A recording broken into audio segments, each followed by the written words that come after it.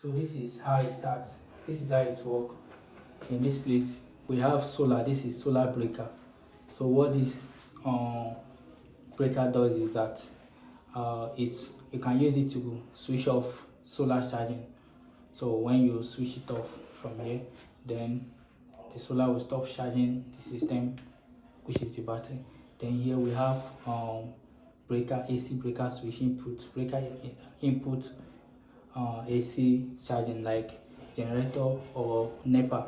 If it doesn't want it to charge, then all of them are turned off. Then here we have this is this changeover bypass. It serves as bypass, like if you doesn't want inverter, you want NEPA or gen, you can always switch it. You can switch it to this side. Then you can put on your inverter. Then your inverter will start. You can put on your generator, so you can put on your gen. So meanwhile here